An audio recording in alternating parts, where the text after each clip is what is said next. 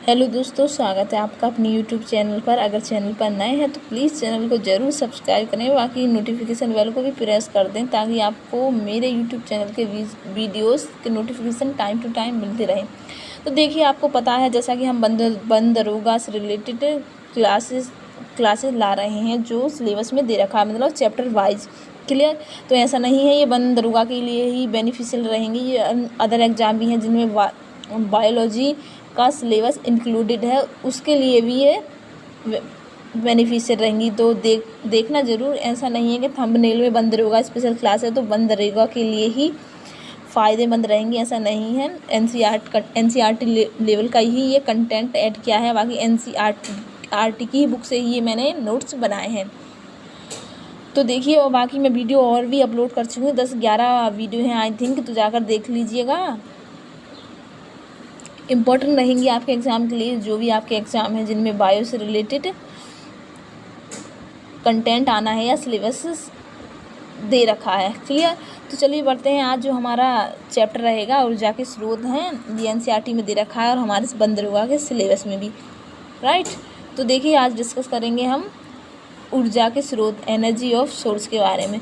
तो जानते हैं ऊर्जा के उत्तम स्रोत कौन से हैं। देखो, अब हम अपनी दैनिक जीवन में कार्य करने के विभिन्न प्रकार की ऊर्जा का उपयोग करते हैं। जैसे कि हम माना कोई काम करें, जैसे साइकिल चलाएं या कोई भी अन्य काम करें, तो उसके लिए हमें ऊर्जा की ज़रूरत होती है। तो वो किस प्रकार की ऊर्जा हुई? वो पेशीय ऊर्जा हुई, मसल्स एनर्जी हुई। क्लियर? अब जैसे हम सबके घरों में ही बल्ब, एलईडी का जलना एक प्रकाशिक ऊर्जा है तथा विद्युत ऊर्जा। और बाकी रेलगाड़ियों को चलाने में डीजल का उपयोग करते हैं तो वो भी एक ऊर्जा का ही स्रोत हुआ। तथा साइकिल चलाने में हम पेशीय ऊर्जा का, जो कि मैं बता चुकी हूँ, पेशीय ऊर्जा का उपयोग करते हैं। तथा विभिन्न प्रकार के और भी स्रोत हैं, उनके बारे में हम जानेंगे। तो ये तो बस कुछ स्रोत थे और एक सिंपल सी डेफिनेशन के हम ऊर्जा को कैसे डिफाइंड करें कि ऊर्जा है क्या। तो आई होप क्लियर हुआ होगा ये पॉइंट्स। तो बढ़ते हैं नेक्स्ट। जैसा कि नोट्स में मेंशन है, ऊर्जा के प्रकार, ऊर्जा के स्रोत के प्रकार। सोर्स ऑफ एनर्जी, ऊर्जा के स्रोत मतलब ऊर्जा के स्रोत।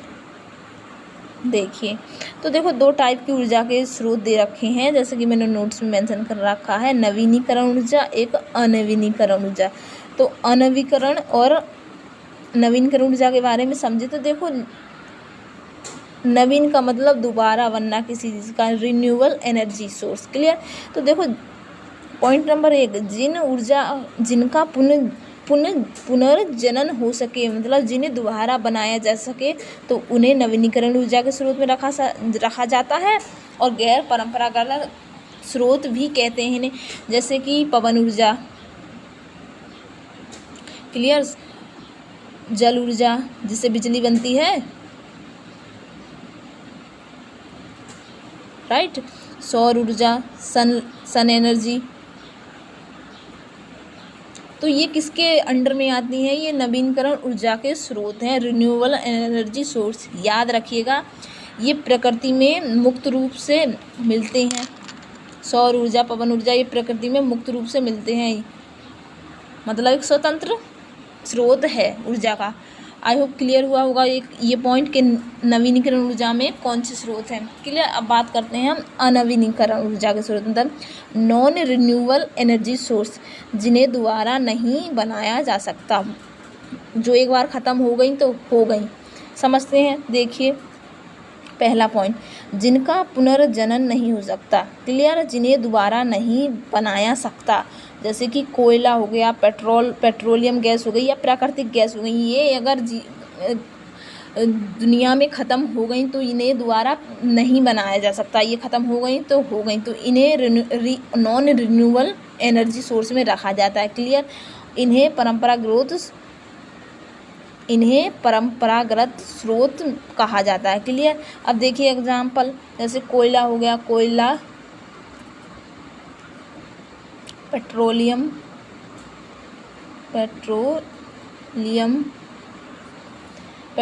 प्राकृतिक गैस, नेचुरल गैस जिसे कहते हैं प्राकृतिक गैस। तो याद रखिएगा। अब देखो होता क्या है, मेन जो पॉइंट आता है एग्ज़ाम में, क्वेश्चन ये पूछा जाता है कि बताइए रिन्यूएबल एनर्जी के सोर्स में कौन कौन से स्रोत हैं, मतलब, और नॉन रिन्यूएबल में क्या क्या आता है कि कोयला नॉन रिन्यूएबल सोर्स है या रिन्यूएबल सोर्स है। तो आप याद रखिएगा कि कोयला जो है नॉन रिन्यूएबल सोर्स है, कोयला दोबारा प्राप्त नहीं किया जा सकता, जीवन में ख़त्म हो गया तो हो गया। पेट्रोलियम और प्राकृतिक गैस ये ख़त्म हो गए तो हो गए। तो याद रखिएगा इनमें डिफरेंस ये है। क्लियर। तो चलिए अब बात करते हैं। देखो जीवांश ईंधन भी इसके ही अंतर्गत आता है, किसके, अनवीकरण ऊर्जा के स्रोत में। हम जीवांश ईंधन के बारे में, फॉसिल फ्यूल के बारे में जानेंगे। जीवांश ईंधन है क्या, ईंधन, सॉरी इसमें गलत लिखा हुआ है मेरे द्वारा, ईंधन लिखा हुआ है ये, ईंधन। क्लियर। तो देखो जीवांश ईंधन वे ईंधन जिनकी उत्पत्ति करोड़ों वर्षों पहले जीव जंतु व वनस्पति के उच्च दाब और ताप पृथ्वी के अंदर दबने से हुई है, उसे जीवाश्म ईंधन कहते हैं। अब देखिए समझिए, जीवाश्म ईंधन, देखो करोड़ों वर्षों पहले जब जीव जंतु मर गए, वनस्पति दब गई, जब उच्च दाब और पृथ्वी के अंदर धंस गई या दबने से इनका निर्माण हुआ है, उसे जीवाश्म ईंधन कहते हैं। और उनके एग्जाम्पल कौन कौन से हैं, देखिए, कोयला, क्लियर, पेट्रोलियम, प्राकृतिक गैस, तो ये ईंधन के अंतर्गत आते हैं। क्लियर। आई होप समझ में आया होगा आपको ये पॉइंट। तो देखो नेक्स्ट आगे बढ़ते हैं हम। देखो इनका उपयोग घरेलू ईंधन में किया जाता है। क्लियर। तापीय विद्युत संयंत्रों में किया जाता है। जीवांश ईंधन का प्रयोग कोयला वगैरह जो भी हैं। अब देखो जीवांश ईंधन के हम टाइप्स जानते हैं कि इसके टाइप्स कितने हैं, जीवांश ईंधन के प्रकार। तो देखो कोयला, पेट्रोलियम, प्राकृतिक गैस। अब एक एक करके हम इन तीनों के बारे में पढ़ेंगे। तो देखो सबसे पहले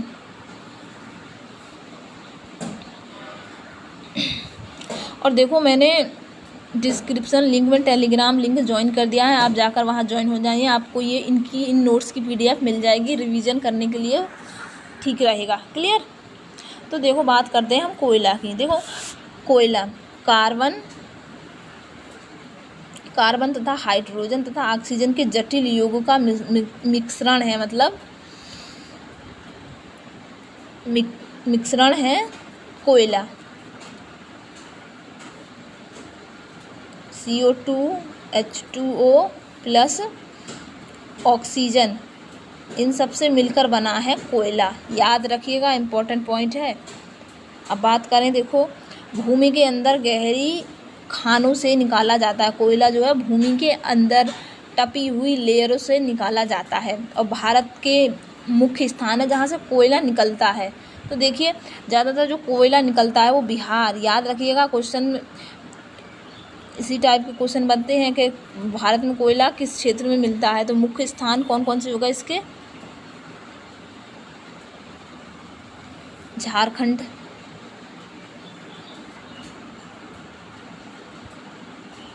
बिहार, मध्य प्रदेश,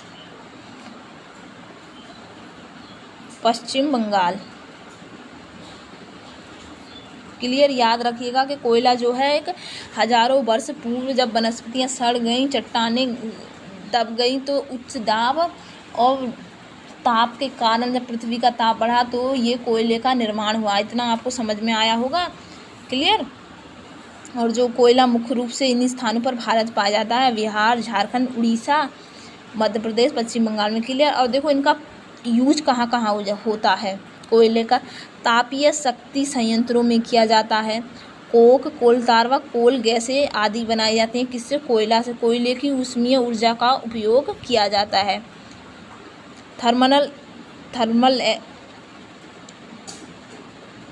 विद्युत उत्पादन में भी कोयले का उपयोग किया जाता है। ये सब पॉइंट मेंशन है, याद रखिएगा। उम्मीद है क्लियर हुए होंगे ये पॉइंट, राइट। अब बात देखो हम करते हैं पेट्रोलियम की। तीसरा पॉइंट जो है ईंधन का, पेट्रोलियम।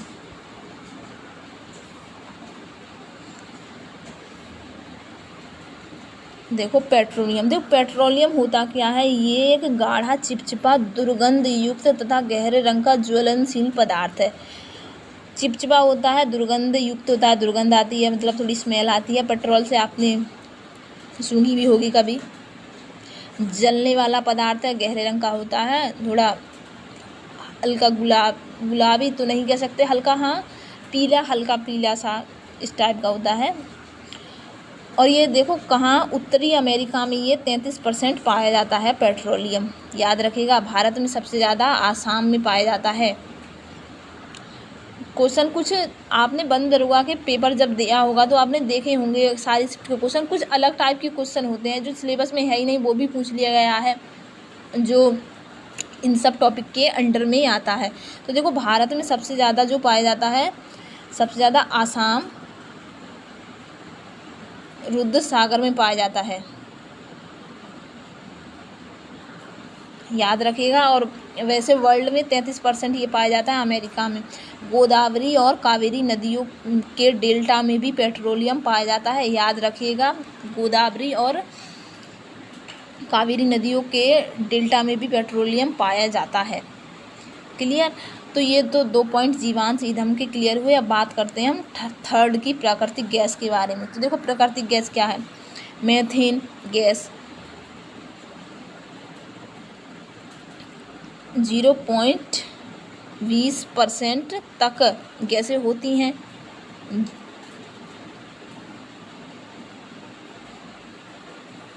प्राकृतिक गैस, ठीक है।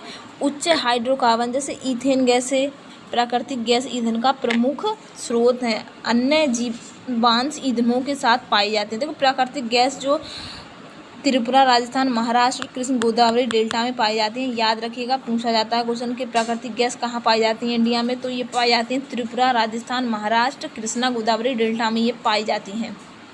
क्लियर। उम्मीद है ये आपको पॉइंट क्लियर हुए होंगे। तो हम नेक्स्ट बढ़ते हैं। और हाँ, ये क्वेश्चन काफ़ी इंपॉर्टेंट है, अगर एग्जाम में पूछा जाता है कि जो नेचुरल गैसेस होती हैं उनका निर्यात करने वाला सबसे बड़ा देश कौन सा है, तो सबसे बड़ा देश जो है रूस है। अब रूस के बारे में कुछ एक्स्ट्रा फैक्ट जाने। रूस क्षेत्रफल में दुनिया में सबसे ज़्यादा है, सबसे ज़्यादा क्षेत्रफल किसका है, रूस का है। और जो प्राकृतिक गैसों का निर्यात करता है, एक देश से दूसरे देश में गैसों का निर्यात कौन करता है, रूस करता है, याद रखिएगा। क्लियर। अब देखो बात करते हैं हम जो हमारा ये तो हमने जीवांश ईंधन के प्रकार जाने जो कि अनवीनीकरण नॉन रिन्यूएबल एनर्जी सोर्स के अंतर्गत आता है।